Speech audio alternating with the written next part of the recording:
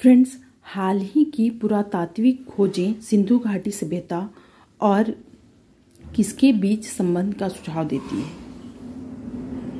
तो सिंधु घाटी सभ्यता में कौन से किस और सभ्यता के बीच संबंध था, कैसे पता चलता है हमें। तो इसका सही उत्तर हो जाएगा ऑप्शन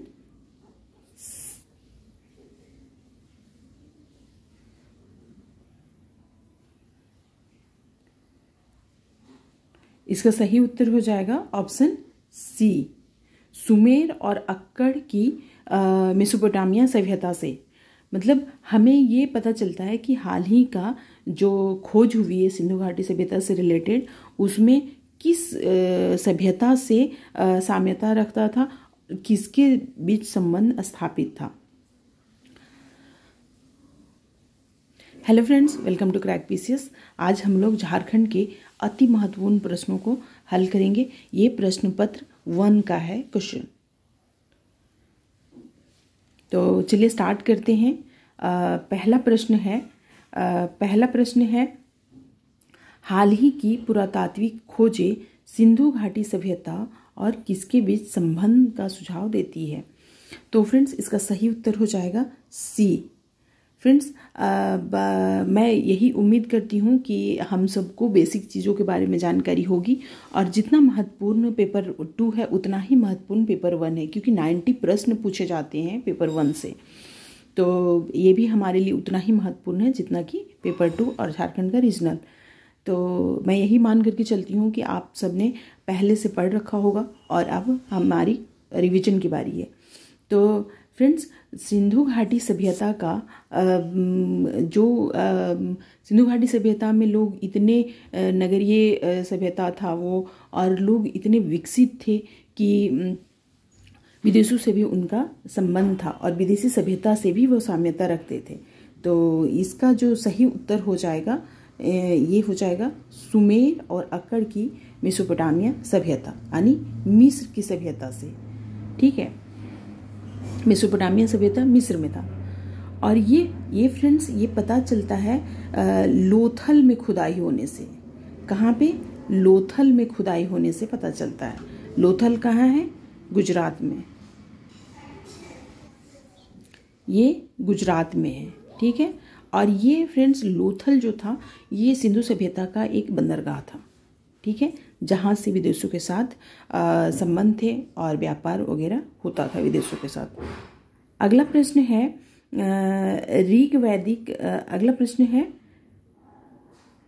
ऋग वैदिक ऋचाओं का केंद्रीय विषय क्या था।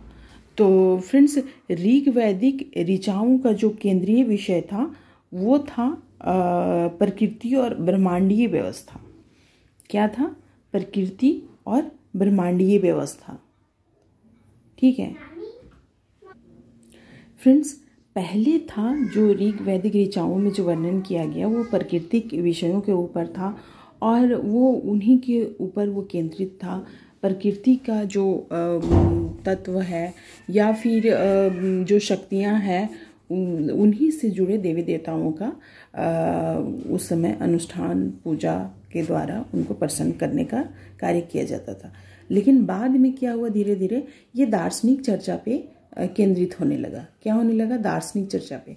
लेकिन इसका जो सही उत्तर है कि ऋग वैदिक ऋचाओं का केंद्रीय विषय क्या था, तो प्रकृति और ब्रह्मांडीय व्यवस्था ही था। आप अगर देखेंगे कि ऋग वैदिक काल में जो देवता होते थे वो वर्षा के देवता, ठीक है, फिर क्या होते थे? वरुण देवता यानी हवा के देवता, पवन के देवता, अग्नि के देवता, जल के देवता, इस तरह हुआ करते थे। तो इंद्र, वरुण, ये सब की पूजा होती थी। सूर्य।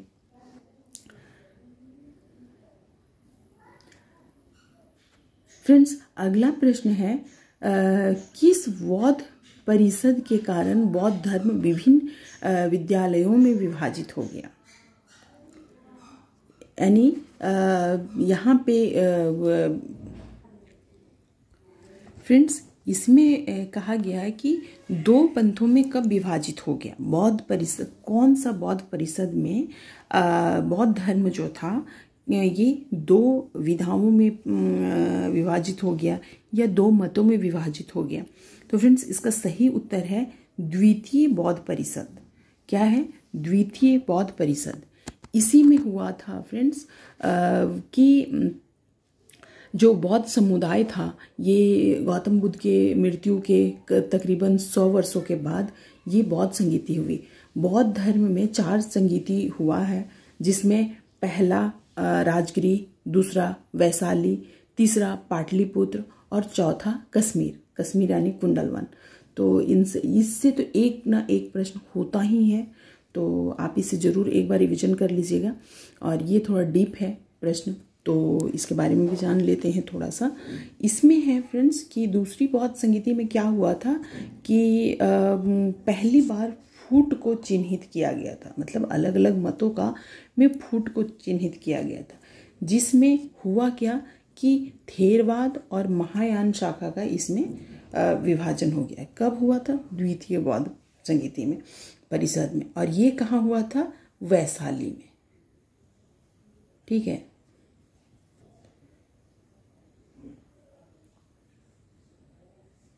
ये वैशाली में हुआ था। ये कब हुआ था? पहला जो बौद्ध संगीति हुआ राजगृह में हुआ था, वो अजातशत्रु के टाइम में हुआ था। दूसरा काला शोक के टाइम में हुआ था। ये काला शोक के टाइम में हुआ था। ठीक है, काला शोक।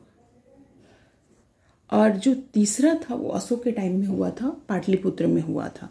और चौथा बौद्ध संगीति हुआ था वो कश्मीर के कुंडलवन में हुआ था, वो कनिष्क के टाइम में हुआ था। ठीक है, तो इसका सही उत्तर बी हो जाएगा। फ्रेंड्स अगला प्रश्न है लिच्छवी राजनीतिक व्यवस्था के बारे में सबसे विस्तृत जानकारी प्रदान करने वाला ऐतिहासिक स्रोत कौन सा है? तो लिच्छवी गणराज्य के बारे में सबसे विश्वसनीय या फिर विस्तृत जानकारी प्राप्त करने वाला ऐतिहासिक स्रोत जो है वो है विनय पिटक। ठीक है, ये कौन सा है? विनय पिटक। फ्रेंड्स बौद्ध धर्म में 3 पिटकों का जिक्र किया गया है, सुद्ध पिटक, विनय पिटक और अभिधम पिटक। ठीक है, तो इसका जिक्र किया गया है विनय पिटक में। किसके बारे में? लिच्छवी राजनीतिक व्यवस्था के बारे में। लिच्छवी राजनीतिक व्यवस्था को कहा जाता है कि इसमें प्रथम गणतंत्रीय व्यवस्था का जिक्र किया गया है। इसमें लिच्छवी गणराज्य का, लिच्छवी गणराज्य के नाम से ये प्रसिद्ध है। ठीक है, अगला प्रश्न है महाजनपद काल में महत्वपूर्ण सांस्कृतिक विकास हुआ। महाजनपद काल में महत्वपूर्ण सांस्कृतिक विकास हुआ, निम्नलिखित में से किसका इस युग का प्रमुख योगदान नहीं माना जाता है? तो फ्रेंड्स महाजनपद काल में महत्वपूर्ण सांस्कृतिक विकास हुआ, निम्न में से किसका इस युग का प्रमुख योगदान नहीं माना जाता है? तो इसका सही उत्तर हो जाएगा कि इसमें क्या हुआ था कि पूरे क्षेत्र में बाटों और मापों का मानकीकरण किया गया था, जो इस युग का प्रमुख योगदान नहीं माना जाता है। इसमें ये नहीं हुआ था। ठीक है, बाकी सब ठीक है।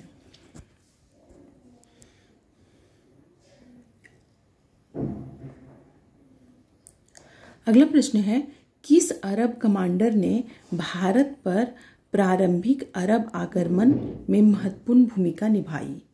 किस अरब कमांडर ने, जिसने 8वीं सदी की शुरुआत में सिंध पर विजय प्राप्त की थी? जिसने क्या किया था? 8वीं सदी की शुरुआत में सिंध पर विजय प्राप्त किया था। फ्रेंड्स ये था मोहम्मद बिन कासिम। ठीक है, मोहम्मद बिन कासिम क्या किया था? इसने 711 में सिंध पर विजय प्राप्त किया था। कहीं कि 712 भी दिया रहता है तो वो भी सही है। ठीक है, ऑप्शन में जो भी रहेगा उसके हिसाब से कर लेना है। ठीक है, तो कौन था? मोहम्मद बिन कासिम।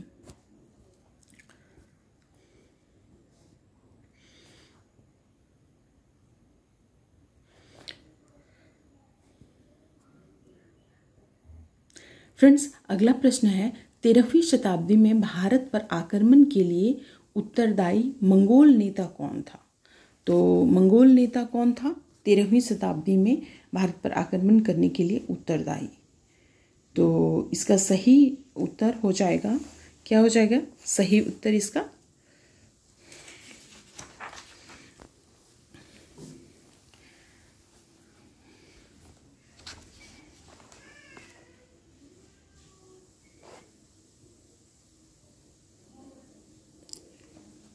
फ्रेंड्स, इसका सही उत्तर हो जाएगा ऑप्शन बी।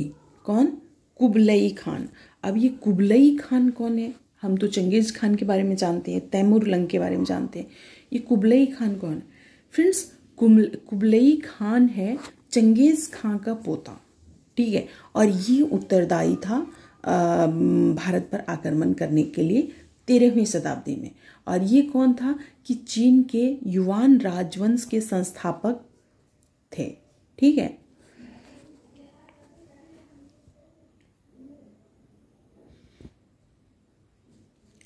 अगला प्रश्न है, वह सूफी संत कौन थे जिनकी शिक्षाओं में वहदत अल वजूद यानी अस्तित्व की एकता की अवधारणा पर जोर दिया गया था और उन्हें अक्सर भारत का मंसूर अल हल्लाज माना जाता है। कौन? भारत का मंसूर अल हल्लाज, ठीक है। तो ये कौन थे?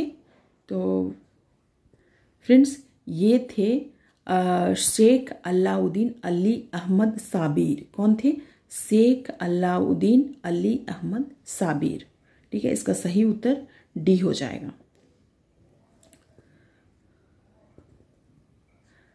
अगला प्रश्न है, 1757 में प्लासी की लड़ाई ने मुगल साम्राज्य के पतन के दौरान भारत में औपचारिक ब्रिटिश शासन की शुरुआत की, ठीक है। इस काल में कौन सा सम्राट सिंहासन पर था?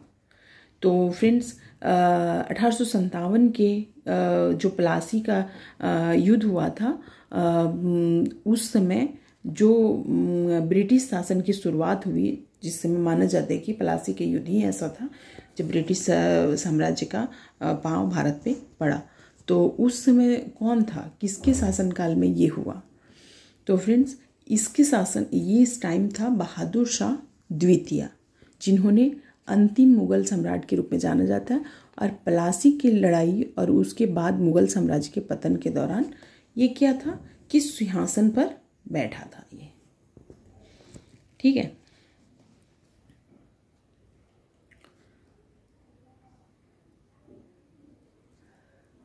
अगला प्रश्न है, मराठों और अंग्रेजों के बीच सालबाई की संधि 1882 का क्या महत्व था? तो जो मराठों और अंग्रेजों के बीच जो हुई थी लड़ाई, आंग्ल मराठा युद्ध हुआ था और उसमें सालबाई की संधि हुई थी। तो उसमें मराठों और अंग्रेजों के जो संघर्ष थे वो क्या हुआ था कि वो समाप्त हो गया था, ठीक है। जो मराठे और अंग्रेज के बीच में जो भी चीज़ें थी वो ख़त्म हो गया था, वो लड़ाई ख़त्म हो गई थी। और इस संधि के बाद ये आंग्ल मराठा युद्ध के अंत का प्रतीक था ये। तो इसका सही उत्तर सी हो जाएगा। कौन से? सालबाई की संधि कब हुई थी? 1782 में।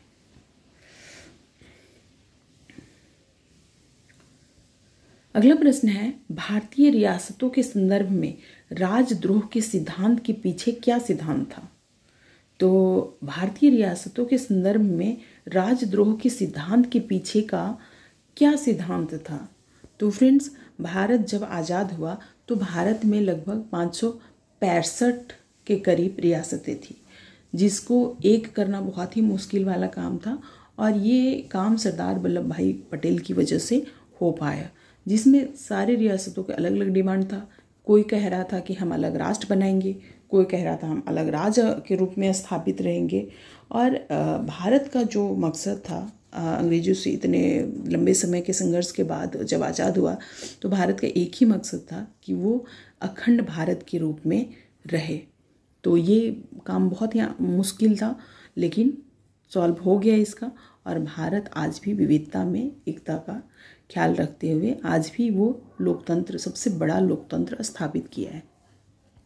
फ्रेंड्स, इसका सही उत्तर हो जाएगा बिना कानूनी उत्तराधिकारी वाले राज्यों का विलय, ठीक है। राजद्रोह के सिद्धांत के पीछे क्या था? बिना कानूनी उत्तराधिकार वाले राज्यों का विलय। ठीक है।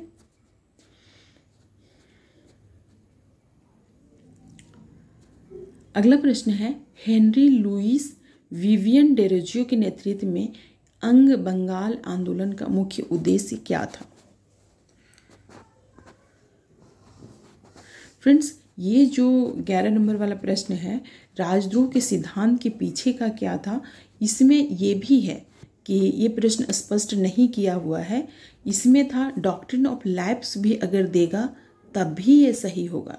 डॉक्ट्रिन ऑफ लैप्स यानी डलहौजी के द्वारा जो चलाया गया था डॉक्ट्रिन ऑफ लैप्स, और इसमें सतारा, संबलपुर, कानपुर, ये नागपुर, इन सभी को मिला लिया गया था। और इसका ये था कि जिसमें कानूनी उत्तराधिकार नहीं है उन सभी राज्यों को ब्रिटिश साम्राज्य में मिला लिया जाएगा। ठीक है। तो इसलिए भी वहाँ पे विद्रोह हुए थे और बहुत सारे संघर्ष, बहुत सारे जो राजा थे और उनके उत्तराधिकारी थे, उनमें बहुत फिर संघर्ष हुआ और बहुत लड़ाइयाँ हुई, जिसमें लक्ष्मीबाई भी शामिल थी। ठीक है। तो ये प्रश्न देख लीजिएगा, जैसे पूछा जाएगा उसी हिसाब से फिर इसको देना है उत्तर। अब है कि हेनरी लुइस विवियन डेरोजियो के नेतृत्व में अंग बंगाल आंदोलन का मुख्य उद्देश्य क्या था? तो जो हेनरी विवियन डेरोजियो थे वो अंग बंगाल आंदोलन का औपनिवेशिक काल के दौरान क्या किया था इन्होंने कि भारतीय समाज को आधुनिक बनाने के लिए और सामाजिक और शैक्षणिक सुधार में इन्होंने अपना योगदान दिया। कौन थे ये? Henry Vivian Derozio. तो इसका सही उत्तर हो जाएगा सामाजिक और शैक्षणिक सुधार। ठीक है।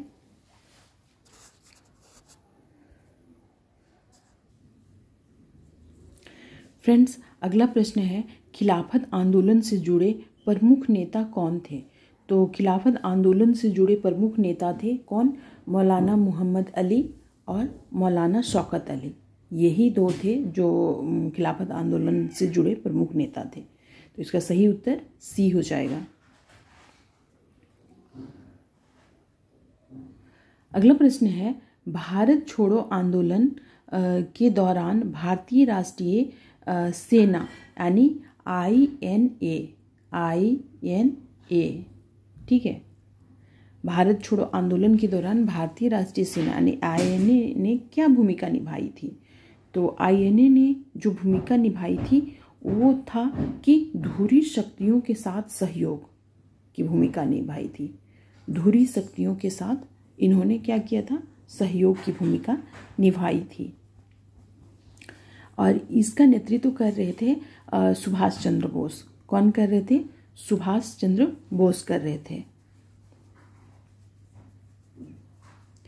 इस टाइम क्या किया था इन्होंने कि उस टाइम भारत छोड़ो आंदोलन जब चल रहा था तब द्वितीय विश्व युद्ध चल रहा था।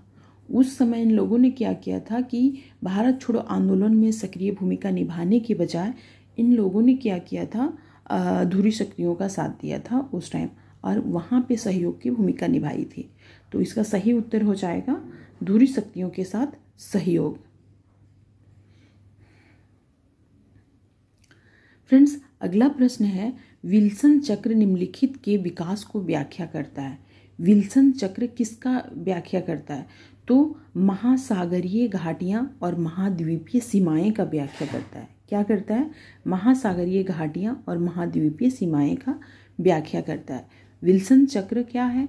दरार, फैलाव, सबस्ट्रक्शन जिसको कहते हैं, जो टकराव के चरणों के माध्यम से क्या होता है कि महासागरीय घाटियों के खुलने और बंद होने का वर्णन करता है, जो रास्ते में महाद्वीपीय मार्जिन को आकार देता है। क्या करता है? महाद्वीपीय मार्जिन को आकार देता है। ठीक है। तो इसका सही उत्तर हो जाएगा महासागरीय घाटियाँ और महाद्वीपीय सीमाएं। ठीक है।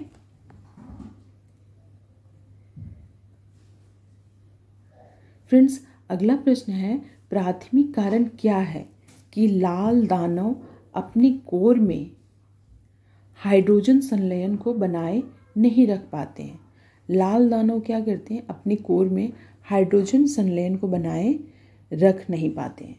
ठीक है, तो इसका जो सही उत्तर हो जाएगा वो हो जाएगा अपर्याप्त तापमान और दबाव। क्या हो जाएगा, अपर्याप्त तापमान और दबाव हो जाएगा। ठीक है,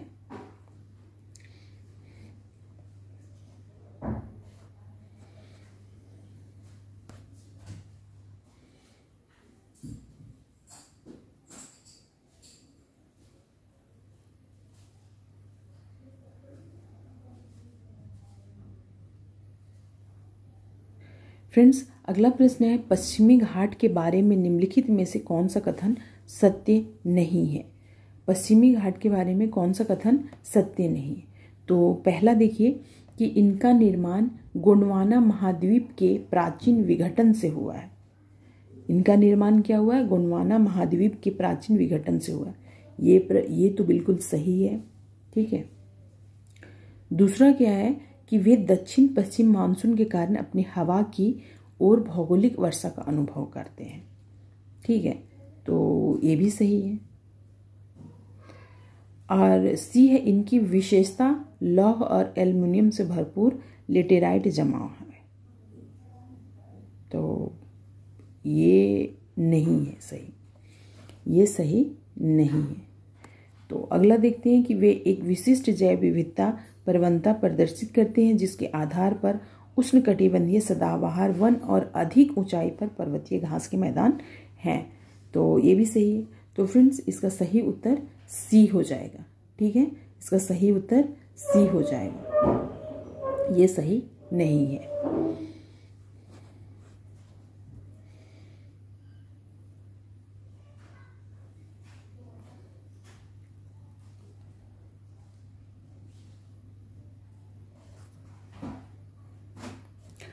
अगला प्रश्न है, दक्कन के पठार को अक्सर प्रायद्वीप के भीतर प्रायद्वीप के रूप में वर्णित किया जाता है। तो इस विवरण में कौन सी अनोखी भूवैज्ञानिक विशेषता योगदान देती है। तो इसमें कौन से ऐसा तत्व है जिसकी वजह से दक्कन के पठार को शेष भारत के पठार के बजाय उसे भारतीय प्रायद्वीप से अलग करती है। तो इसका सही उत्तर हो जाएगा विंध्य और सतपुड़ा पर्वतमालाएं क्रमशः उत्तर और पश्चिमी किनारों पर फैली हुई। इनका ये दो पर्वतमालाएं जो है उत्तर और पश्चिमी किनारों पर फैले होने की वजह से शेष पठारों से इसे अलग करता है।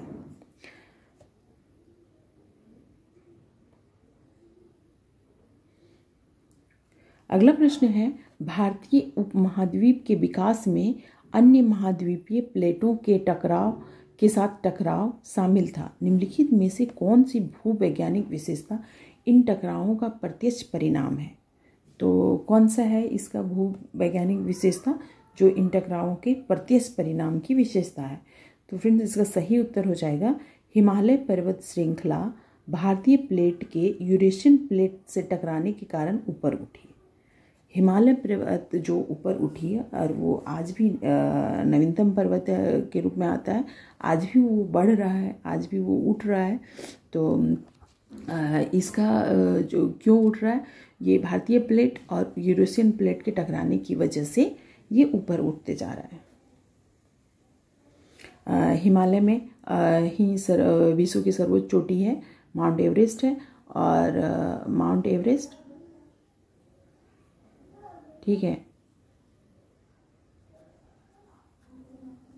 विश्व की सर्वोच्च चोटी, और भारत की सर्वोच्च चोटी है K2 गॉडविन ऑस्टिन। ठीक है, एक काराकोरम में।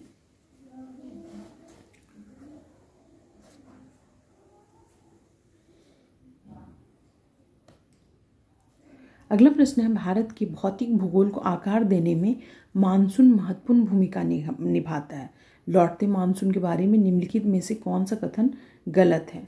तो फ्रेंड्स भारत में जो मानसून आता है वो दक्षिण पश्चिम मानसून कहलाता है, और दक्षिण पश्चिम हवाओं की वजह से भारत में अधिकतर मानसून होता है। ठीक है, इसका सही उत्तर हो जाएगा ऑप्शन डी। यह क्या होता है, यह उच्च हिमालय में बर्फ और ग्लेशियर के निर्माण में योगदान देता है। ये गलत है।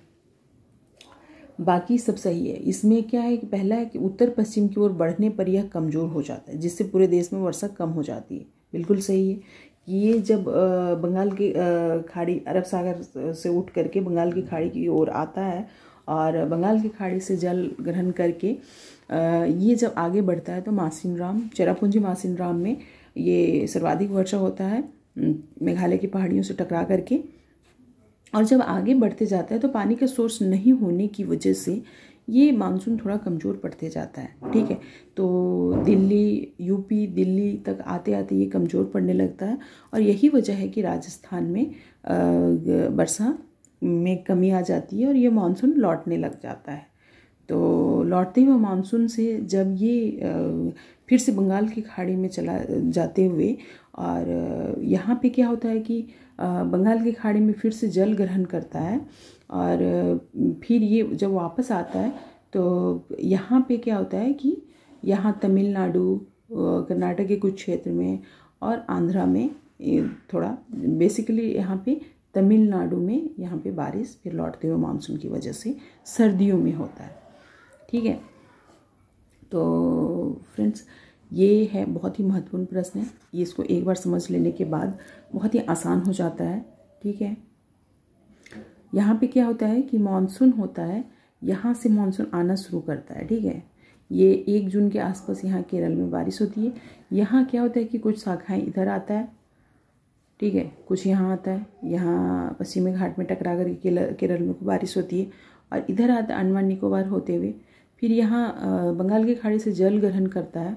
तो यहाँ क्या होता है कि यहाँ पश्चिमी घाट होने की वजह से इधर तो बारिश होता है लेकिन ये साइड वृष्टि छाया के रूप में जाना जाता है, जो तमिलनाडु वगैरह में भी दक्षिण पश्चिम मानसून की वजह से बारिश नहीं होती है।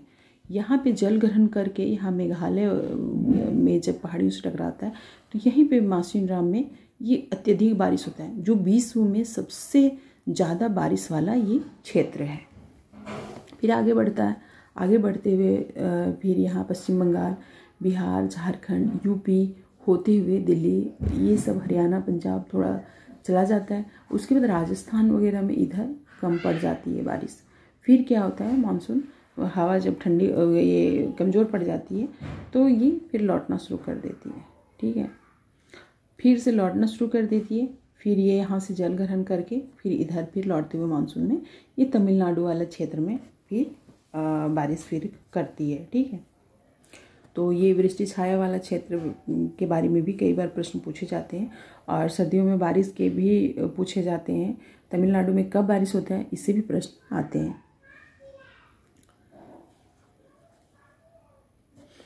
अगला प्रश्न है कि खनिज गलियारों की अवधारणा ने भारत के खनन क्षेत्र में लोकप्रियता हासिल की है। खनिज गलियारों की अवधारणा ने भारत के खनन क्षेत्र में लोकप्रियता हासिल की है। इस दृष्टिकोण का लक्ष्य क्या है? तो फ्रेंड्स, इस दृष्टिकोण का लक्ष्य है वो है, इस सही उत्तर इसका सभी हो जाएगा। तो क्या है इसमें? खनिजों की कुशलता, आवाजाही के लिए समर्पित परिवहन, बुनियादी ढांचों का विकास करना। ठीक है, दूसरा है टिकाऊ खनन प्रथाओं को बढ़ावा देना और पर्यावरणीय प्रभाव को कम करना। तीसरा है संसाधन संपन्न क्षेत्रों के आसपास खनिज आधारित उद्योगों की क्लस्टरिंग को प्रोत्साहन करना। तो इसका सही उत्तर सभी हो जाएगा। ठीक है फ्रेंड्स, अगला प्रश्न है किस भारतीय राज्य के तट पर कृष्णा गोदावरी बेसिन में बड़े अपतटीय तेल और गैस भंडार की खोज ने इसके ऊर्जा परिदृश्य को बदल दिया है और इसके आर्थिक विकास को बढ़ावा दिया है? तो कहाँ पे ये केजी बेसिन की खोज कहाँ की गई है? तो फ्रेंड्स, केजी बेसिन की खोज की गई है, केजी यानी कृष्णा गोदावरी, क्या के से कृष्णा और जी से गोदावरी। ठीक है, केजी बेसिन की खोज की गई है आंध्र प्रदेश में। ठीक है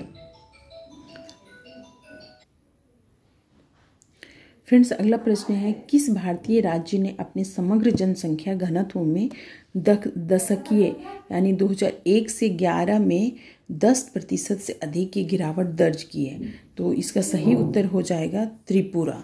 ठीक है, 2001 से 11 में 10% से अधिक का गिरावट इसमें किया है।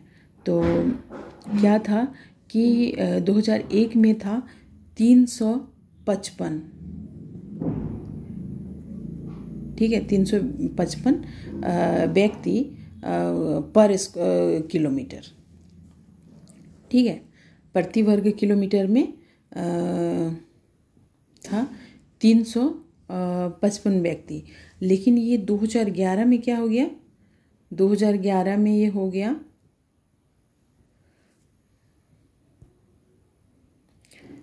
2011 में कितना रह गया, ये 319 व्यक्ति प्रति वर्ग किलोमीटर, ठीक है। तो इसका सही उत्तर त्रिपुरा हो जाएगा। फ्रेंड्स, अगला प्रश्न है 2011 की जनगणना के आंकड़ों ने किस भारतीय राज्य में साक्षरता दर में महत्वपूर्ण लिंग अंतर दिखाया। महिला साक्षरता दर 50% से कम थी। तो कौन सी राज्य है, तो ये है बिहार, ठीक है।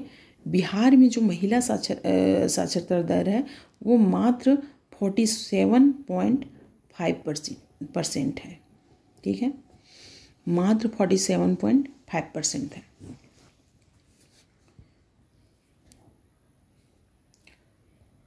अगला प्रश्न है निम्न कथनों पर विचार करें। तो निम्न कथनों पर विचार करें, इसमें क्या है कि वर्तमान में देश में 7 केंद्र शासित प्रदेश हैं। तो ये गलत है, क्योंकि वर्तमान में देश में 8 यूटी हैं, ये तो गलत हो गया। बी है कि दादर और नागर हवेली और दमन और दीव का विलय 2020 में हो गया, ठीक है। तो फ्रेंड्स ये सही है। तो इसका सही उत्तर क्या हो जाएगा कि बी हो जाएगा। दादर और नागर हवेली का क्या किया गया, दमन दीव का विलय करके एक बना दिया गया, ठीक ना। तो अभी जो वर्तमान में है वो है 28 राज्य हैं और 8 केंद्र शासित प्रदेश हैं, ठीक है। अगला प्रश्न है कि ये मैचिंग करने वाला है। तो इसमें देखिए कि कौन सा क्या होगा। तारकुंडे समिति की स्थापना कब हुई थी। तारकुंडे समिति की स्थापना कब हुई थी, तो ये 1974 में हुई थी तारकुंडे समिति, ठीक है।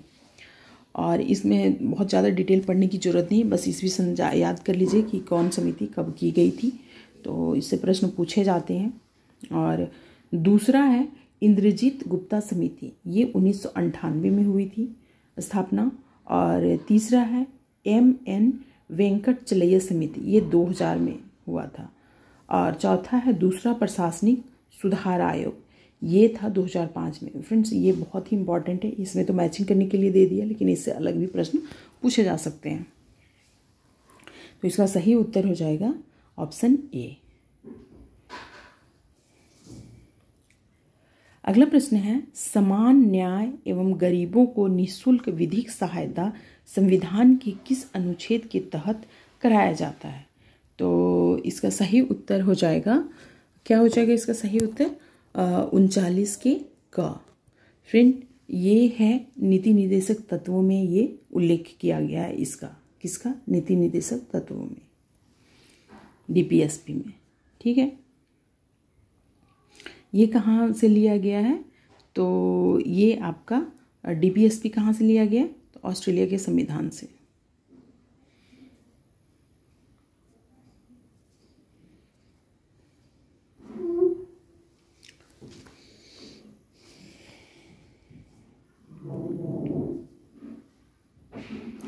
अगला प्रश्न है निम्न कथनों पर विचार करें।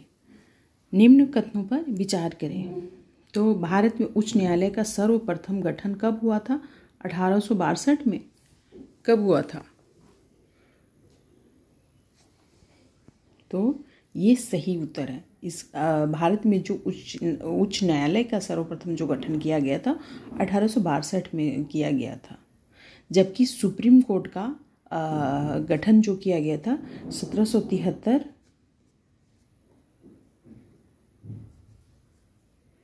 1773 एक्ट के तहत किया गया था सुप्रीम कोर्ट का गठन कलकत्ता में। और पहला जो मुख्य न्यायाधीश था वो सर एलिजा एम्पे को बनाया गया था। ठीक है।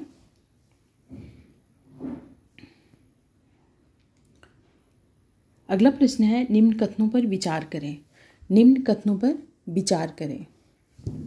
तो फ्रेंड्स इसका हम लोग देख लेते हैं कि स्वतंत्र भारत के प्रथम विधि आयोग की स्थापना MC सीतलवाड़ की अध्यक्षता में की गई थी। बिल्कुल सही है कि स्वतंत्र भारत के प्रथम विधि आयोग की स्थापना MC सीतलवाड़ की अध्यक्षता में ही की गई थी।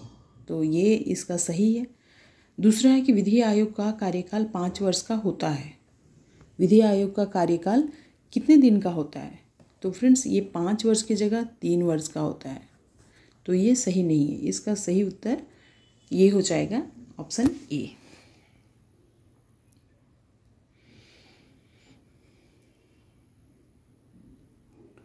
अगला प्रश्न है निम्नलिखित में से कौन सा कथन लोक सेवकों के बारे में सत्य है? तो लोक सेवकों के बारे में कौन सा कथन सत्य है? तो लोक सेवकों को सक्रिय राजनीति में भाग नहीं लेना चाहिए, बिल्कुल, क्योंकि वो तो ब्यूरोक्रेट्स हैं, उनको राजनीति से नहीं होना चाहिए मतलब। दूसरा है किसी प्रत्याशी के पक्ष में प्रचार नहीं करना चाहिए, बिल्कुल सही है। अगला है किसी राजनीतिक आंदोलन को सहायता नहीं देनी चाहिए, बिल्कुल नहीं देना चाहिए। और ऑप्शन डी है, ऑप्शन डी क्या है कि भारत में लोक सेवकों को कोई राजनीतिक अधिकार नहीं है। तो फ्रेंड्स राजनीतिक अधिकार है उनको, लेकिन वो जैसे मत देने का अधिकार है और भी राजनीतिक अधिकार है, लेकिन वो उसमें किसी पार्टी के पक्ष में या कि किसी के खिलाफ या किसी प्रत्याशी के पक्ष में वो प्रचार प्रसार नहीं कर सकते। इसका ऑप्शन बी हो जाएगा। ए बी सी तीनों सही है, डी गलत है।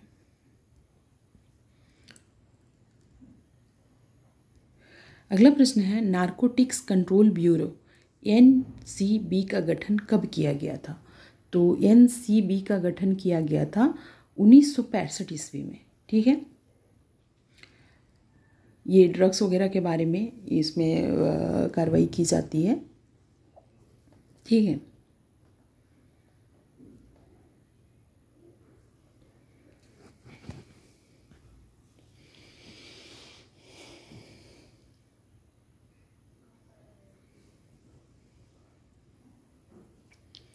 लेकिन फ्रेंड्स ये लग रहा है कि ये 1965 में नहीं 1985 में किया गया था NCB का गठन। NCB का गठन 1985 में किया गया था।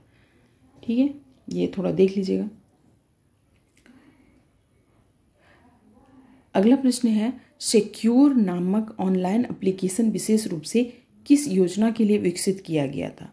तो सिक्योर नामक जो ऑनलाइन एप्लीकेशन है वो किसके लिए किया गया था? तो फ्रेंड्स ये मनरेगा के लिए किया गया था। किसके लिए? मनरेगा के लिए किया गया था। अगला प्रश्न है निम्न कथनों पर विचार करें। तो निम्न कथनों पर विचार करें। इसमें क्या है कि भारत के संविधान में स्थानीय नगर शासन के लिए भाग 9 का जोड़ा गया। ठीक है। स्थानीय शासन मीन्स ये पंचायती राज व्यवस्था का किस में जोड़ा गया? तो कौन सा भाग में जोड़ा गया था? ये भाग 9 के क में जोड़ा गया। ठीक है, ये सही है। अगला है 74वें संविधान संशोधन के लिए संशोधन में 12वीं अनुसूची जोड़ी गई। ये भी सही है। 74वें नगर चुनाव से रिलेटेड है, नगर निगम का। ठीक है। तीसरा है इस सूची में नगर पालिकाओं के 18 कार्यकारी विषय वस्तुओं का उल्लेख है। बिल्कुल सही है, बहुत ही डीप क्वेश्चन है। 74वां संविधान संशोधन अधिनियम उद्देश्य शहरी शासन को पुनर्जीवित करना और शक्तिशाली बनाना है। फ्रेंड्स ये चारों ही ऑप्शन इसके सही हैं। ठीक है। अगला प्रश्न है निम्नलिखित में से कौन सा बलवंत राय मेहता समिति की सिफारिश में शामिल नहीं है? तो बलवंत राय मेहता समिति जो थी वो त्रिस्तरीय व्यवस्था को अपनी रिपोर्ट में मंजूरी दिया था और पंचायती राज समिति का गठन इसी की रिपोर्ट के आधार पे किया गया है भारत में। ठीक है, तो इसमें है कि जो शामिल नहीं था वो था क्या है, इसमें शामिल जो था वो देखते हैं, ग्राम पंचायत की स्थापना प्रत्यक्ष रूप से चुने प्रतिनिधियों के द्वारा होना चाहिए, बिल्कुल सही है। 2 स्तरीय पंचायती राज पद्धति की स्थापना नहीं, ये अशोक मेहता समिति ने किया था। किसने? अशोक मेहता समिति ने। ठीक है, और तीसरा है पंचायत समिति और जिला परिषद का गठन अप्रत्यक्ष रूप से चुने सदस्यों से होना चाहिए, ये भी सही है। ठीक है, चौथा है जिला परिषद का अध्यक्ष जिलाधिकारी।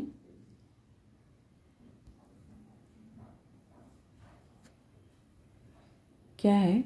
चौथा जो है जिला परिषद का अध्यक्ष जिलाधिकारी को होना चाहिए, ये भी सही है। तो इसका चारों ही ऑप्शन 3 ऑप्शन सही है, 1 गलत है। ठीक है, कौन सा गलत है? Option B.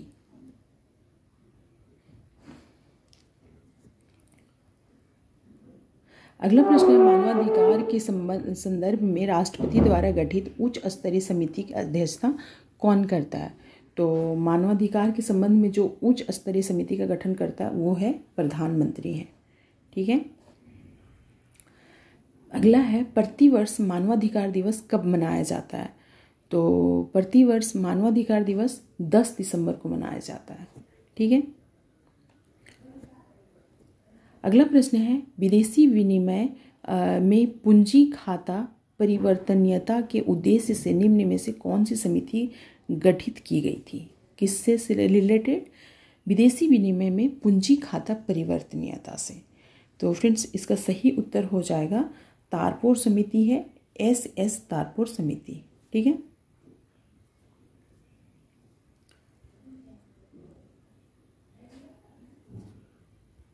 अगला प्रश्न है किसी अर्थव्यवस्था में यदि ब्याज की दर को घटाया जाता है तो क्या होगा? यदि ब्याज की दर को घटाया जाता है तो अर्थव्यवस्था में निवेश व्यय को बढ़ाएगा। क्या करेगा कि ब्याज की दर अगर घटेगा तो लोग लोन ज़्यादा लेंगे, निवेश ज़्यादा करेंगे। ठीक है, तो ये होगा। अगला प्रश्न है भारत में वित्त आयोग का मुख्य कार्य क्या है? वित्त आयोग का मुख्य कार्य क्या है? इसका कार्य है केंद्र तथा राज्यों के बीच राजस्व का वितरण करना। इसका मुख्य कार्य यही है वित्त आयोग का। अगला प्रश्न है एक मुद्रा के मूल्य में वृद्धि दूसरी की तुलना में क्या है उसका? तो इसका सही उत्तर हो जाएगा मुद्रा का कमजोर होना। ठीक है, छोड़ दो।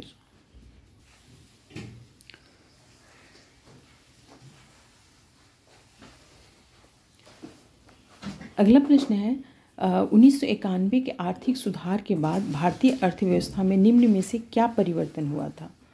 तो जो परिवर्तन हुआ था वो था, क्या हुआ था? जीडीपी में कृषि का हिस्सा बहुत बढ़ा हुआ था। जी नहीं, जीडीपी में कृषि का हिस्सा बहुत बढ़ा हुआ नहीं था। दूसरा है एफडीआई अंतः प्रवाह बढ़ गया था। जी बिल्कुल सही है, एफडीआई अंतः प्रवाह बढ़ गया था। अगला है विदेशी विनिमय कोष में वृद्धि हुई थी।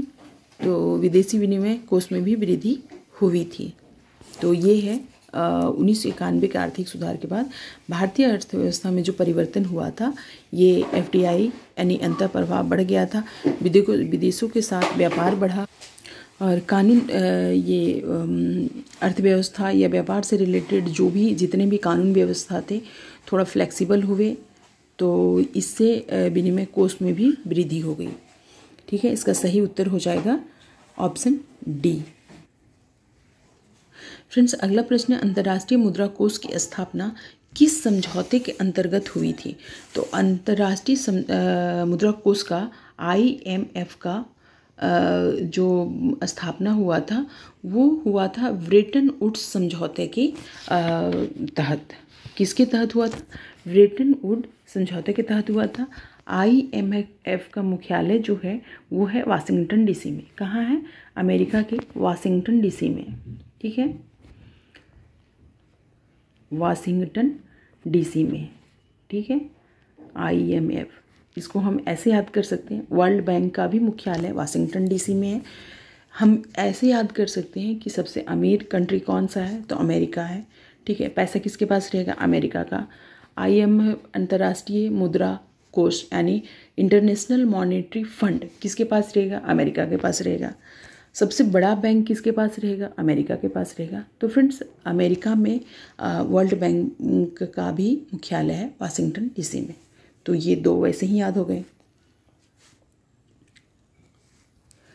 अगला प्रश्न है, जननांकिकीय लाभांश के पूर्ण लाभ को प्राप्त करने के लिए भारत को क्या करना चाहिए? तो भारत को जो करना चाहिए वो है कुशल विकास को प्रोत्साहन करना चाहिए, तभी जननांकिकीय लाभांश का पूर्ण लाभ मिल सकता है। अगला प्रश्न है, भारत में नियमित एवं वैज्ञानिक ढंग से जनगणना किस वर्ष हुआ? तो जनगणना कब शुरू हुआ था फ्रेंड्स? जनगणना शुरू तो हो गया था 1872 में ही, लेकिन वो नियमित नहीं था। 1881 में जनगणना नियमित रूप से शुरू हो गया और ये प्रत्येक 10 वर्ष में इसकी गणना होने लगी। ठीक है, अगला प्रश्न है, वैज्ञानिक नकारात्मक अपवर्तक सूचकांक वाली नई सामग्री विकसित कर रहे हैं जो सामान्य सामग्रियों की तुलना में प्रकाश को विपरीत दिशा में मोड़ती है। इस तकनीक के क्या संभावित अनुप्रयोग हो सकते हैं? तो इस तकनीक के जो संभावित अनुप्रयोग हो सकते हैं वो है क्या है? ऑप्टिकल फाइबर के माध्यम से डेटा ट्रांसमिशन को बढ़ावा मिल सकता है। क्या हो सकता है? ऑप्टिकल फाइबर के माध्यम से डेटा ट्रांसमिशन को बढ़ावा मिल सकता है। ठीक है, अगला प्रश्न है, ग्रीन हाउस प्रभाव के बारे में निम्नलिखित में से कौन सा कथन सत्य नहीं है? ग्रीन हाउस प्रभाव के बारे में कौन सा कथन सत्य नहीं है? फ्रेंड्स, पहला है, कार्बन डाइऑक्साइड जैसी कुछ गैसें पृथ्वी से निकलने वाली गर्मी विकिरण को रोकती है। बिल्कुल ठीक है। दूसरा है, पृथ्वी के रहने योग्य तापमान को बनाए रखने के लिए ग्रीन हाउस प्रभाव आवश्यक है। ये भी ठीक है। और सी है, मानवीय गतिविधियों से बढ़ा हुआ ग्रीन हाउस गैस उत्सर्जन ग्लोबल वार्मिंग में योगदान देता है। ये भी सही है। डी है, चंद्रमा का वातावरण पृथ्वी के ग्रीन हाउस प्रभाव को में महत्वपूर्ण भूमिका निभाता है। जी नहीं, ये गलत है। इसका सही उत्तर डी हो जाएगा। अगला प्रश्न है, क्री डू चैट सिंड्रोम किसके कारण होता है? तो क्री डू चैट सिंड्रोम होता है फ्रेंड्स गुणसूत्र 18 की लंबी भुजा में विलोपन से। ये गुणसूत्र क्या है फ्रेंड्स? मानव शरीर में 23 जोड़ी गुणसूत्र होते हैं। ठीक है, 23 जोड़ी यानी 46। ठीक है, अब मान लीजिए किसी की गुणसूत्र कम या ज़्यादा हो जाए तो वो उसकी वजह से ये होता है। क्या होता है? क्री डू चैट सिंड्रोम। क्या होता है? क्री डू चैट सिंड्रोम। ये क्रोमोसोम 5 की छोटी भुजा के एक हिस्से को नष्ट होने के कारण होता है। ठीक है, जिससे विशिष्ट विशेषताएं और बौद्धिक विकलांगता हो जाती है इससे। ठीक है, यानी कम हो जाता है।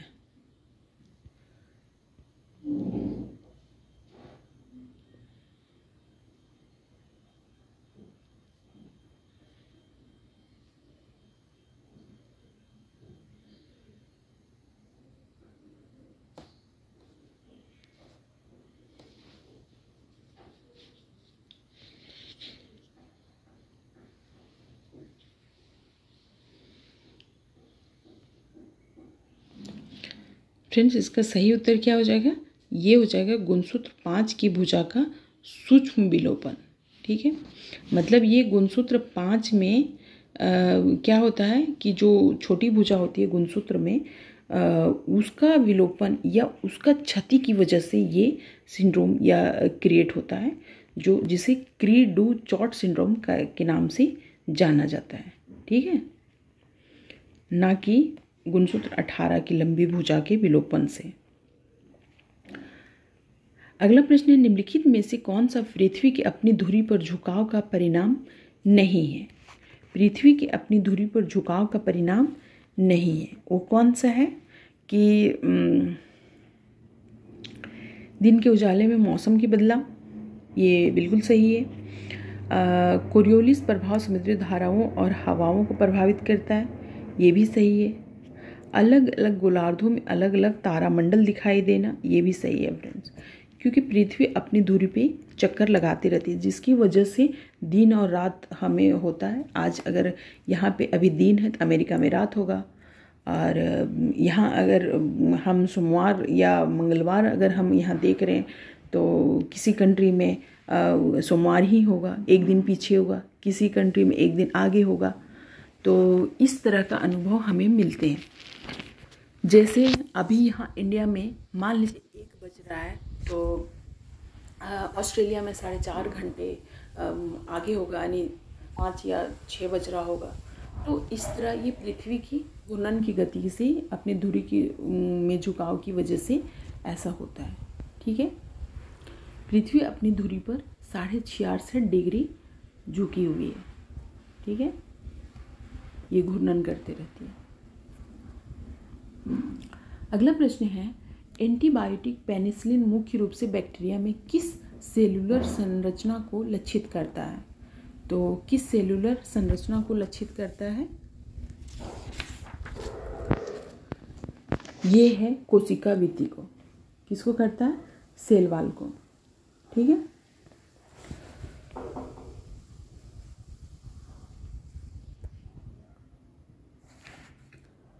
अगला प्रश्न है, डार्क मैटर की अवधारणा काफी हद तक रहस्यमय बनी हुई है, जो ब्रह्मांड के अधिकांश द्रव्यमान का निर्माण करती है, लेकिन पारंपरिक तरीकों से इनका पता नहीं चल पाता है।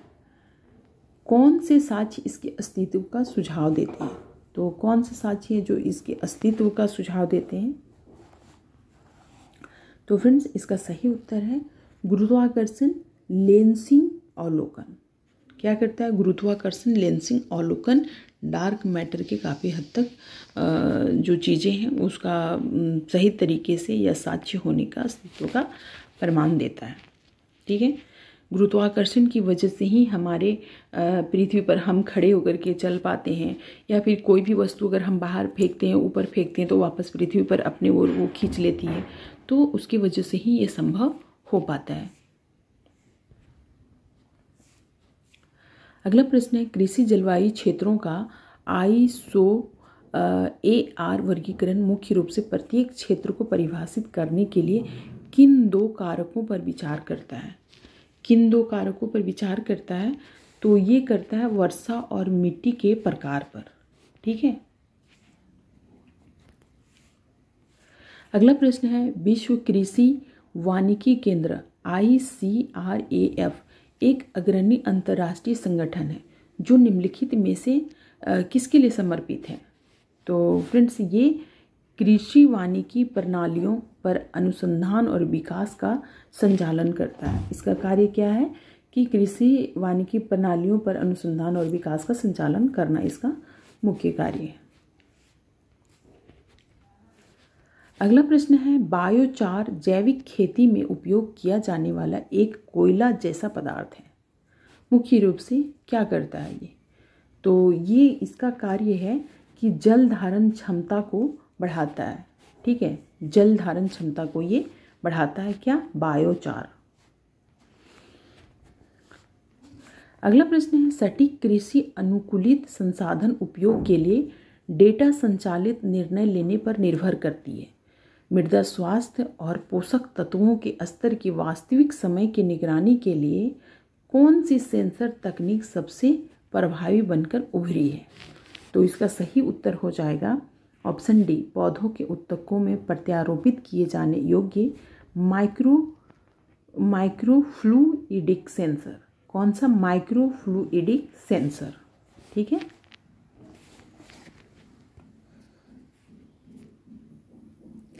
फ्रेंड्स, अगला प्रश्न है, भारतीय रेलवे ट्रेन सुरक्षा प्रणाली TPS जैसी पहल के साथ आधुनिकीकरण के दौर से गुजर रही है। क्या कर रही है कि भारतीय रेलवे ट्रेन सुरक्षा प्रणाली TPS जैसी पहल के साथ आधुनिकीकरण के दौर से गुजर रही है। TPS के मूल में कौन सी तकनीक है जो ट्रेन टकराव को रोकती है और सुरक्षा सुनिश्चित करती है? फ्रेंड्स, ये बहुत ही इंपॉर्टेंट प्रश्न है। अभी ऐसी चीज़ें बहुत चल रही है और बहुत सारी घटना ऐसे हो रहा है, तो इसे जो रोकती है इन सभी चीज़ों से, वो है स्वचालित ट्रेन नियंत्रण। कौन सा है? ATC।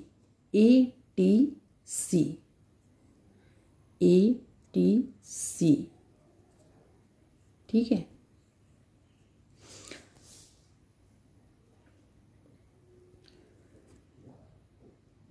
अगला प्रश्न है, प्रोजेक्ट नेत्र भारत की साइबर सुरक्षा के लिए एक महत्वपूर्ण पहल खतरे को कम करने की किस विशिष्ट पहलू पर केंद्रित है? तो फ्रेंड्स, इसका सही उत्तर हो जाएगा ऑप्शन बी, वास्तविक समय खतरे की खुफिया जानकारी एकत्र करना। ठीक है, वास्तविक समय और खतरे की खुफिया जानकारी को एकत्र करना है किसका कार्य? प्रोजेक्ट नेत्र का। अगला प्रश्न है, डिजिटल ट्विन्स की अवधारणा सभी उद्योगों में लोकप्रिय हो रही है। डिजिटल ट्विन्स की अवधारणा सभी उद्योगों में लोकप्रिय हो रही है। डिजिटल ट्विन्स में आमतौर पर क्या शामिल नहीं है?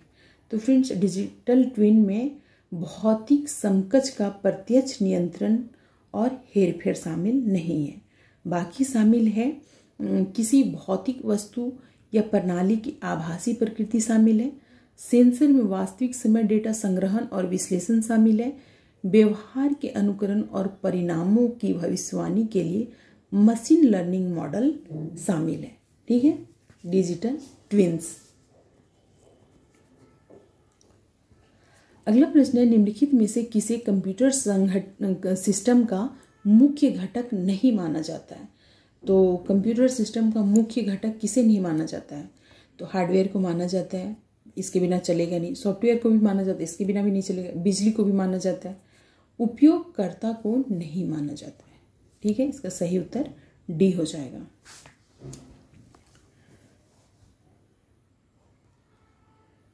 फ्रेंड्स, अगला प्रश्न है, डेटा प्रोसेसिंग में कच्चे डेटा को प्रयोग करने योग्य प्रारूप में परिवर्तित करने की प्रक्रिया को क्या कहा जाता है? तो इसे कहा जाता है परिवर्तन। ठीक है, इसका सही उत्तर सी हो जाएगा।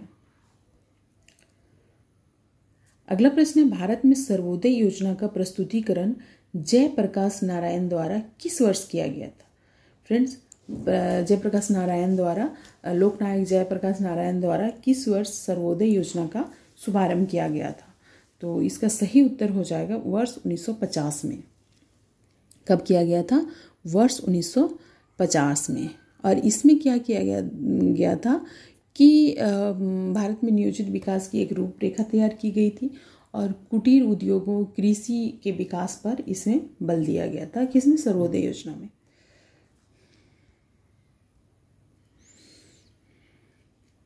अगला प्रश्न है, MSP के तहत शामिल कुल फसलों में सर्वाधिक कौन सी फसल शामिल है?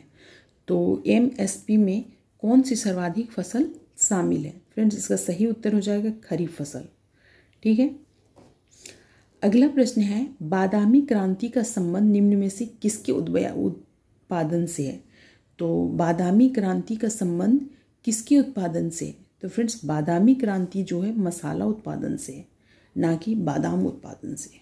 तो इसका सही उत्तर मसाला हो जाएगा। ये भी आई है, इसको याद कर लेना है, यहीं पे याद हो जाएगा, बादामी मसाला, ना कि बादाम। ठीक है, ये अगर 10 बार 5 बार अगर बोल लें तो सही हो जाएगा। अगला प्रश्न है, किसी देश की आर्थिक वृद्धि का सर्वाधिक उपयुक्त माप क्या है? तो सर्वाधिक उपयुक्त माप क्या है? हो सकता है किसी देश की आर्थिक वृद्धि का। तो फ्रेंड्स, इसका जो सही उत्तर है वो हो जाएगा आपका प्रति व्यक्ति उत्पाद। अगर प्रति व्यक्ति उत्पाद या प्रोग्रेस ज़्यादा होगा तभी देश की आर्थिक वृद्धि का सर्वाधिक उपयुक्त माप हो पाएगा। ऐसा ना हो कि एक व्यक्ति कमा रहा है और 10 व्यक्ति बैठ के खा रहा है, तो वो कैसे होगा, देश की आर्थिक वृद्धि का विकास होगा? नहीं होगा। अगला प्रश्न है, भारत में गरीबी का आकलन किसके द्वारा किया गया है? तो फ्रेंड्स, भारत में गरीबी का आकलन जो किया गया है वो दांडेकर और रथ समिति, पीके वर्धन समिति, बीएस मिन्हास समिति, ये सभी के द्वारा किया गया है। और ये नए नए नाम है, ठीक है। तेंदुलकर समिति नहीं है, ये जो हम जानते हैं वो सब समिति नहीं है, ठीक है। दांडेकर समिति, पीके वर्धन समिति, बीएस मिन्हास समिति, तो उसमें जो पहले से आपको याद है उसमें इसको ऐड कर लेना, गरीबी का। अगला प्रश्न है, छिपी हुई बेरोजगारी से आशय क्या है? तो फ्रेंड्स, छिपी हुई बेरोजगारी से आशय क्या है कि इसमें है कि श्रमिक की सीमांत उत्पादकता शून्य हो जाती है। अब मान लीजिए कि यहाँ पे क्या करना है, हमें थोड़ा बहुत कुछ करना है, या जैसे खेत में हमें इतना बड़ा खेत है छोटा सा और यहाँ साग या कुछ लगाना है, इसमें जहाँ एक व्यक्ति का काम है वहाँ हम 5 व्यक्ति काम कर रहे हैं, ठीक है। तो सभी उसी में लगे हुए, जबकि 5 व्यक्ति के हिसाब से इसमें ना ही उत्पादन होगा ना ही फायदा होगा। तो इसे छिपी हुई बेरोजगारी कहते हैं। श्रमिक की सीमांत उत्पादकता जो होती है वो शून्य हो जाती है। बेरोजगारी की वजह से ऐसी स्थिति उत्पन्न हो जाती है विकासशील देशों में। अगला प्रश्न है, निम्न में से कौन सुमेलित नहीं है? निम्न में से सुमेलित कौन नहीं है, ठीक है। तो फ्रेंड्स, इसमें जो है सुमेलित नहीं है वो है थॉमस कप। बेटन कप है हॉकी से, बिल्कुल सही है। हॉफमैन कप है लॉन टेनिस से, ये भी सही है। रॉवर कप है आपका, रॉवर कप किससे है? फुटबॉल से, ये भी सही है। जबकि थॉमस कप जो है फ्रेंड्स, ये है बैडमिंटन से। किससे है? बैडमिंटन से। थॉमस कप किससे है? बैडमिंटन से। और इसके साथ उबेर कप भी है बैडमिंटन से, तो ये ऑप्शन डी गलत। अगला प्रश्न है, किसकी रिपोर्ट के आधार पर 1855 के एक्ट 37 के अनुसार दामिन ये कोह का नाम परिवर्तित करके संथाल परगना कर दिया गया? तो किसके रिपोर्ट के आधार पे ऐसा किया गया था? जो दामिन ये कोह, यानी उस टाइम का जो झारखंड का क्षेत्र जो था संथाल परगना वाला, उसे दामिन ये कोह के नाम से जाना जाता। और जो 1855 के एक्ट 37 के अनुसार इसका नाम परिवर्तित करके संथाल परगना कर दिया गया था। ये किसके रिपोर्ट के आधार पे किया गया था? तो फ्रेंड्स, इसका सही उत्तर हो जाएगा एलिस एडम्स के आधार पे, रिपोर्ट के आधार पे किया गया था। संथाल परगना में अभी 6 जिला शामिल है, देवघर, दुमका, गोड्डा, पाकुड़, साहेबगंज, ये जिले हैं इसके।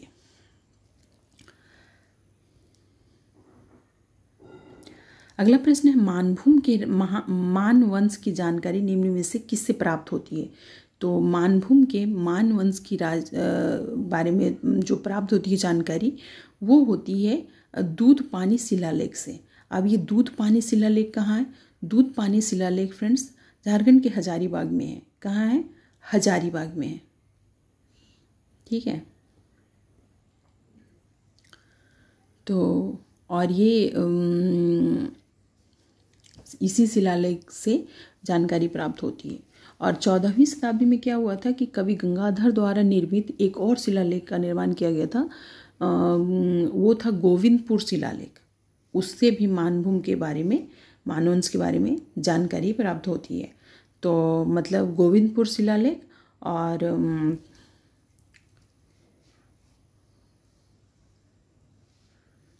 दूध पानी शिलालेख, ये दोनों से ही मानवंश के बारे में जानकारी प्राप्त होती है। ऑप्शन ए इसका सही उत्तर है। दूध पानी शिलालेख हजारीबाग में, गोविंदपुर शिलालेख धनबाद में स्थित है। अगला प्रश्न है, अगला प्रश्न है, हाल ही में खबरों में रहा पर्स सीन किस गतिविधि से संबंधित है? पर्स सीन किस गतिविधि से संबंधित है? पर्स सीन ये है मत्स्य पालन से संबंधित है। ठीक है, क्या है? पर्स सीन फिशिंग में एक ऐसी विधि शामिल किया गया जहां एक बर्तन से जुड़ा एक ऊर्ध्वाधर जाल पर्दे के रूप में खुले पानी में मछली के घने समूहों पर लक्षित होता है। क्या करता है इसमें? जिसके निचले हिस्से में मछली को घेरने के लिए एक साथ खींचा जाता है। ये क्या होता है कि तमिलनाडु के मछुआरों को राहत देते हुए सुप्रीम कोर्ट ने क्या किया कि राज्य के क्षेत्रीय जल से परे लेकिन विशेष आर्थिक क्षेत्र के भीतर पर्स सीन मछली पकड़ने की सशर्त अनुमति दी थी। ये कौन किया था? तो न्यायमूर्ति A.S. बोपन्ना और न्यायमूर्ति सुधांशु धूलिया की पीठ ने कहा था। ठीक है, इसका ये था। क्या है ये? कुछ तटीय राज्य जो हैं जैसे कि आपका गुजरात, केरल, आंध्र प्रदेश, उड़ीसा, कर्नाटक, गोवा, पश्चिमी जैसे कुछ तटीय राज्यों में क्या किया था कि क्षेत्रीय जल के भीतर पर्स सीन फिशिंग पर कोई प्रतिबंध नहीं लगाया था। ठीक ना, ये इससे पर्स सीन जो था वो मत्स्य पालन से रिलेटेड है। अगला जो प्रश्न है कि आधार, UPI, डिजी लॉकर को कोविन, GEM और GSTN जैसे डिजिटल समाधानों के समूह का क्या नाम है? तो फ्रेंड्स इसका सही उत्तर हो जाएगा इंडिया स्टैक। क्या हो जाएगा? India stack. अगला प्रश्न है, फीडे विश्व कप ब्लिट्ज शतरंज चैंपियनशिप 2023 के महिला वर्ग में रजत पदक किसने जीता? तो फ्रेंड्स रजत पदक इसमें जीता है, किसने जीता महिला में? तो कोनेरू हम्पी ने जीता है। किसने जीता? कोनेरू हम्पी ने जीता है। ठीक है, भारतीय शतरंज खिलाड़ी ग्रैंड मास्टर कोनेरू हम्पी ने जीता है, रजत पदक जीता है इसने। अगला प्रश्न है, 20 अगस्त 2023 में कतर में जिन 8 भारतीयों को मौत की सजा सुनाई गई उनके खिलाफ प्रारंभिक आरोप क्या था? तो फ्रेंड्स इसका सही उत्तर है जासूसी करना। इसीलिए इनको कतर में 8 भारतीयों को सजा सुनाई गई थी मौत की। अगला प्रश्न है, किस राज्य की विधानसभा चुनाव में पहली बार वोट फ्रॉम होम पहल की शुरुआत की गई? तो ये कर्नाटक राज्य में किया गया। कहाँ? वोट फ्रॉम होम की शुरुआत कर्नाटक राज्य में किया गया। अगला प्रश्न है, निम्न में से किस देश के द्वारा NVS-1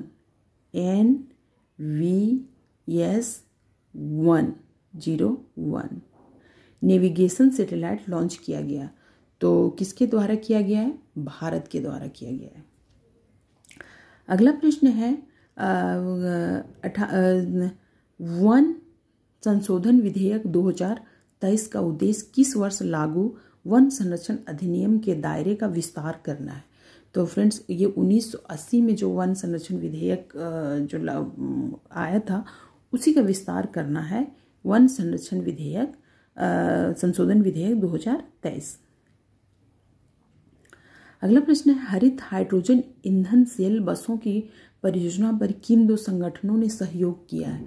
तो इसका सही उत्तर हो जाएगा Indian oil corporation limited IOCL और टाटा मोटर्स ने किया है।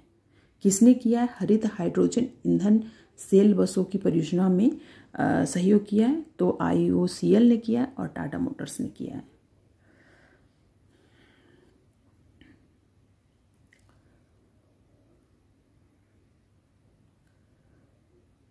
अगला प्रश्न है, भारत में अधिकांश C-295 विमानों का निर्माण और संयोजन कौन करेगा? तो फ्रेंड्स ये इसका जो निर्माण और संयोजन करेगा वो टाटा एडवांस्ड सिस्टम करेगा। ठीक है, कौन करेगा? टाटा एडवांस सिस्टम करेगा।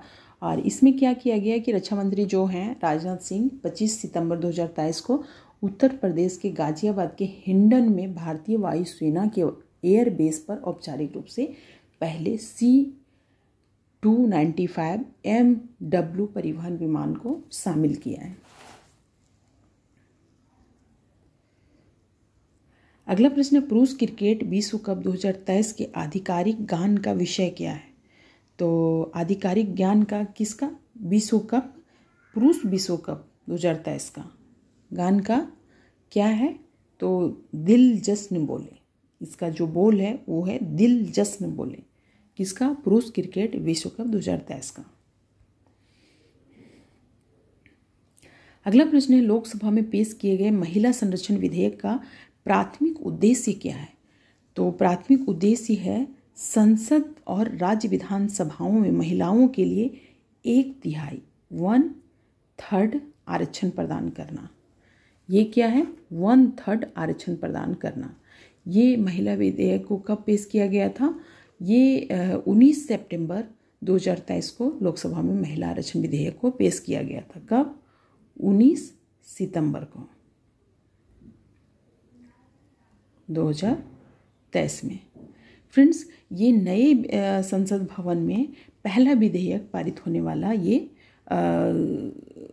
विधेयक था। पहला विधेयक पेश होने वाला ये विधेयक था, जिसे सभी पार्टियों ने सर्वसम्मति से इस विधेयक पे मुहर लगाया और ये विधेयक अब कानून बन गया है। और विधानसभा और लोकसभा मतलब संसद में 1/3 सदस्य महिलाएं होंगी। ठीक है। अगला प्रश्न है, इस विधेयक का नाम क्या रखा गया? नारी शक्ति बंधन विधेयक। ठीक है, तो ये प्रश्न बहुत ही हाईलाइटेड है, ये आ सकता है। अगला प्रश्न है कि ISSF विश्व कप 2023 में महिलाओं की 10 मीटर एयर राइफल स्पर्धा में स्वर्ण पदक किसने जीता? तो किसने जीता? येलावेनिल वलारिवन ने। किसने जीता? येलावेनिल वलारिवन ने। ये क्या है? ये जो विश्व कप था ये था ब्राज़ील के रियो डी जेनेरियो में आयोजित किया गया था। ये 18 सितंबर 2023 को आयोजित किया गया था ये विश्व कप। और ये 10 मीटर का एयर राइफल स्पर्धा में स्वर्ण पदक हासिल करने वाली महिला थी, येलावेनिल क्लारिवन। अगला प्रश्न है, संयुक्त राज्य अमेरिका के अलास्का में युद्ध अभ्यास के 19वें संस्करण में भारत की ओर से कौन सी पैदल सेना रेजिमेंट प्रमुख बटालियन है? तो फ्रेंड्स, इसका सही उत्तर हो जाएगा Maratha light infantry regiment. Maratha light infantry regiment. ये कहाँ हुआ था? युद्धाभ्यास हुआ था। ये अमेरिका के अलास्का में युद्धाभ्यास हुआ था। ये मराठा लाइट इन्फेंट्री रेजिमेंट और अमेरिका के अलास्का में जो युद्धाभ्यास हुआ था वो हुआ था 19वें संस्करण में हुआ था। भारत की ओर से पैदल सेना रेजिमेंट की ये प्रमुख बटालियन है। अगला प्रश्न है, ग्रैंड स्लैम के संबंध में निम्नलिखित कथनों पर विचार कीजिए। जो ग्रैंड स्लैम है, ऑस्ट्रेलिया ओपन, विंबलडन, ये सब जो टेनिस का जो होता है स्लैम होता है, ये 4 स्लैम होता है। तो इसमें जो है इसके बारे में विचार करने के लिए इसमें कह रहा है। ठीक है, तो इसमें देखते हैं कि टेनिस में 4 ग्रैंड स्लैम टूर्नामेंट है। ऑस्ट्रेलिया ओपन बिल्कुल सही, फ्रेंच ओपन, विंबलडन और US ओपन 4 होते हैं, ये बिल्कुल सही है। दूसरा हम क्या कहता है कि फ्रेंच ओपन 1905 में शुरू हुआ था। तो फ्रेंड्स, ये सही नहीं है। फ्रेंच ओपन 1891 में शुरू हुआ था। कब हुआ था? 1891 में। तो ये गलत है। ठीक है, इसका सही उत्तर 1 हो जाएगा।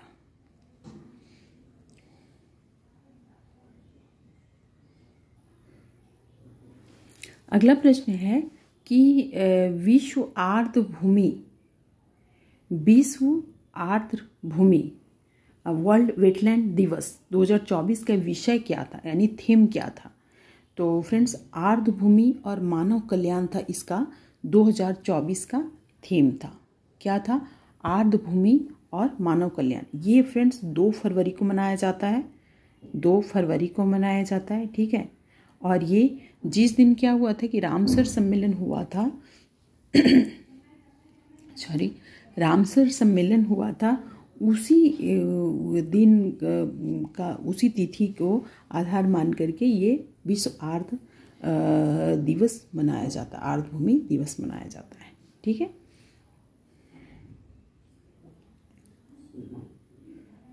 अगला प्रश्न है, जनवरी 2024 में राजस्थान में संयुक्त सैन्य अभ्यास साडा, SADA क्या है? तानसिक, TANSEEQ, मतलब साडा तानसिक में किन दो देशों ने भाग लिया था? तो ये था भारत और सऊदी अरब ने भाग लिया था। साडा मतलब सऊदी अरब और तानसिक मतलब इस तरह याद कर लीजिए, साडा तानसिक, भारत और सऊदी अरब ने भाग लिया था।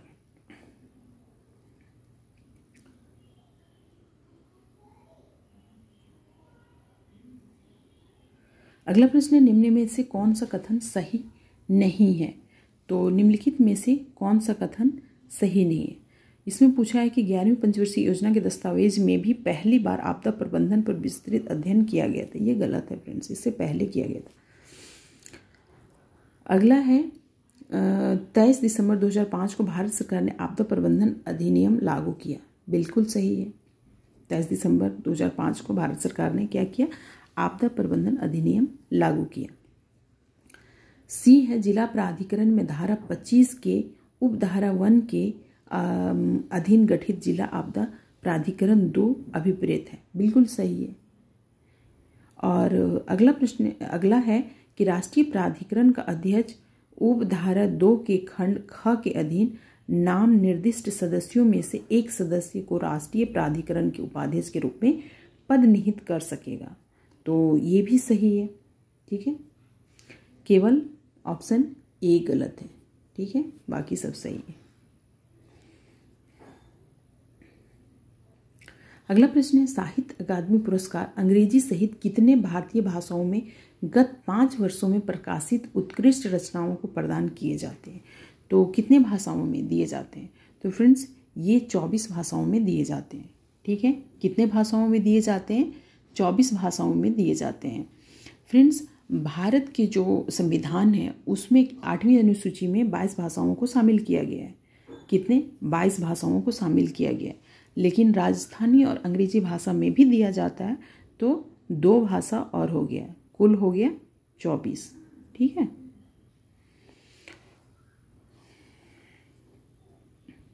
अगला प्रश्न, निम्न में से कौन सा एकमात्र पुरस्कार है जिस वरीयता सूची में स्थान दिया जाता है? ठीक है, तो कौन सा है?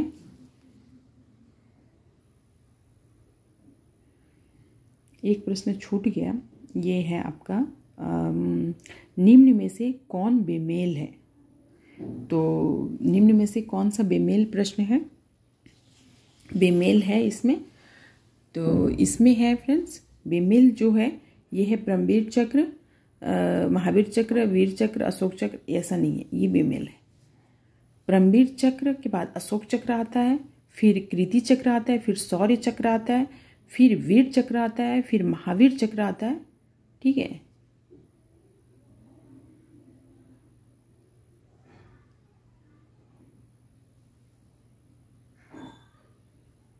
इस तरह ये आता है, तो इसमें ज़्यादा ध्यान देने की ज़रूरत नहीं है। तो इसमें मुझे भी उतना आइडिया नहीं है, तो जो इसमें ऑप्शन जो दिया हुआ है उसी को देख लेना है। अगला प्रश्न, निम्न में से कौन सा एकमात्र पुरस्कार जिस वरीयता सूची में स्थान दिया गया है? तो कौन से एकमात्र पुरस्कार है जो मतलब वरीयता सूची में पहला स्थान दिया गया है? तो फ्रेंड्स भारत रत्न है। कौन सा? भारत रत्न। ठीक है, तो इसका सही उत्तर हो जाएगा डी, भारत रत्न। उसके बाद पद्म विभूषण है, उसके बाद पद्म भूषण है, उसके बाद पद्म श्री है। ठीक है,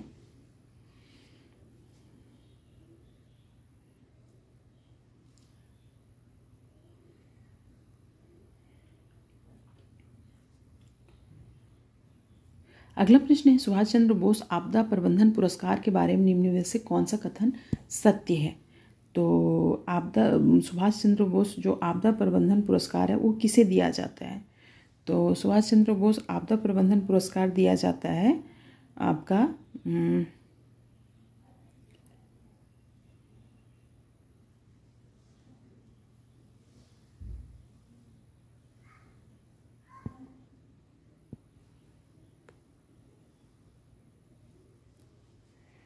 ये दिया जाता है फ्रेंड्स सभी भारतीयों को, नागरिकों को, जिन्होंने क्या किया है कि आपदा प्रबंधन में उत्कृष्ट प्रदर्शन किया है, वही इस पुरस्कार को पाने के हकदार हैं। ठीक है।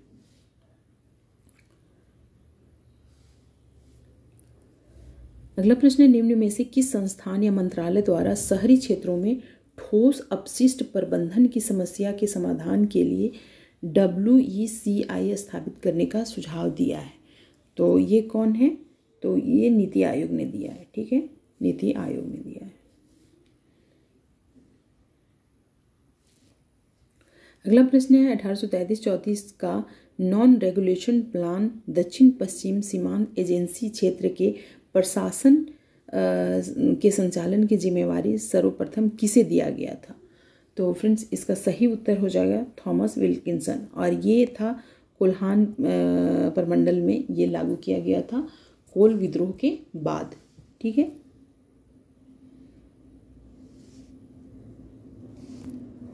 अगला प्रश्न है, निम्न में से कौन सा युग्म असंगत है?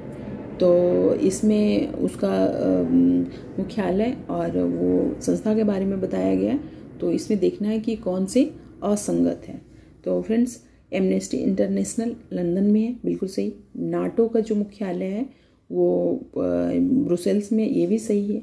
यूनिसेफ का है वो है न्यूयॉर्क में, ये भी सही है। अंतर्राष्ट्रीय ओलंपिक कमेटी का स्ट्रासबर्ग में, ये अंतर्राष्ट्रीय ओलंपिक कमेटी का जो है वो है लुसाने में। कहाँ है? लुसाने में, लुसाने में। और स्ट्रासबर्ग में जो है वो चोगम का है। राष्ट्रमंडलीय राष्ट्राध्यक्ष सम्मेलन का जो है वो स्ट्रासबर्ग में है। अगला प्रश्न, निम्न में से कौन सी जनजाति को कौरव का वंशज बतलाया गया है? तो कौन सी जनजाति है जिसको कौरव का वंशज बतलाया गया? वो है कंवर जनजाति। झारखंड में 32 तरह की जनजातियां हैं। ठीक है, अभी एक जनजाति जुटी है, उसमें पुरान जनजाति को जोड़ा गया है, अब 33 जनजाति हो गया है। ठीक है।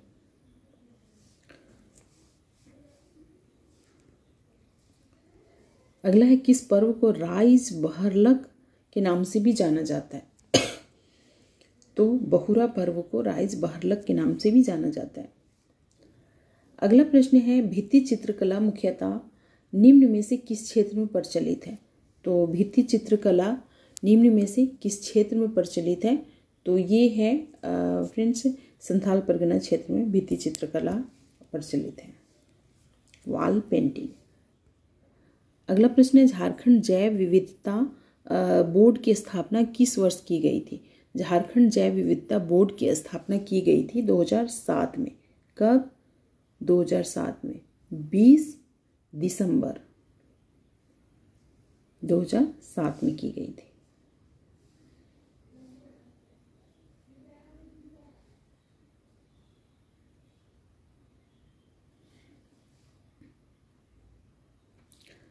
अगला प्रश्न है, मिलान करने वाला है और ये जिला और अभयारण्य से है। तो फ्रेंड्स महुआ डांड अभयारण्य, ये भेड़िया अभयारण्य के नाम से भी जाना जाता है, जो लातेहार में है। ठीक है। और दलमा अभयारण्य, ये हाथी का रिजर्वेशन के लिए जाना जाता है, ये है हाथियों के लिए जाना जाता है, ये है पूर्वी सिंहभूम में। पालकोट अभयारण्य है, ये गुमला में है। और गौतम बुद्ध अभयारण्य ये है कोडरमा जिला में। ठीक है। अगला प्रश्न है, झारखंड में इनमें से कौन सा सीमेंट उद्योग लौह इस्पात संयंत्र के अवशिष्ट पर आधारित है? फ्रेंड्स दो तरह के सीमेंट का उत्पादन होता है, एक स्लज पे आधारित होता है, एक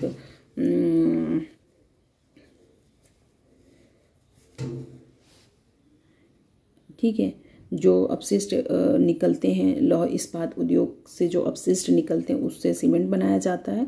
तो इसमें पूछा है कि कौन सा सीमेंट उद्योग जो है वो लौह इस्पात संयंत्र के अपशिष्ट पर आधारित है। तो फ्रेंड्स इसका सही उत्तर हो जाएगा ऑप्शन सी, ये दोनों ही। लाफार्ज जो है जमशेदपुर का लाफार्ज सीमेंट, वो भी अपशिष्ट पर आधारित है लौह इस्पात उद्योग का। और झींकपानी का जो चाईबासा में पश्चिमी सिंहभूम में जो है वो भी इसी पे आधारित है। तो इसका सही उत्तर हो जाएगा सी। तो फ्रेंड्स आज के लिए बस इतना ही। अगर वीडियो पसंद आए तो लाइक, शेयर और सब्सक्राइब ज़रूर करें। बहुत दिनों के बाद आज मैंने एक वीडियो बनाया है और समय का कम होने की वजह से, समय के अभाव होने की वजह से मैं ऑनलाइन अभी नहीं रह पा रही थी। तो अब मैं कोशिश करूँगी कि हर दिन एक वीडियो को डालूं। और जेपीएससी के एग्ज़ाम नज़दीक होने की वजह से मैंने ये वीडियो डाला है। बहुत ही इम्पॉर्टेंट है, थोड़ा कठिन था, लेकिन जितना पेपर 2 इम्पॉर्टेंट है उतना ही पेपर 1 भी इम्पॉर्टेंट है। तो आज के लिए बस इतना ही। मिलते हैं नेक्स्ट वीडियो में। धन्यवाद।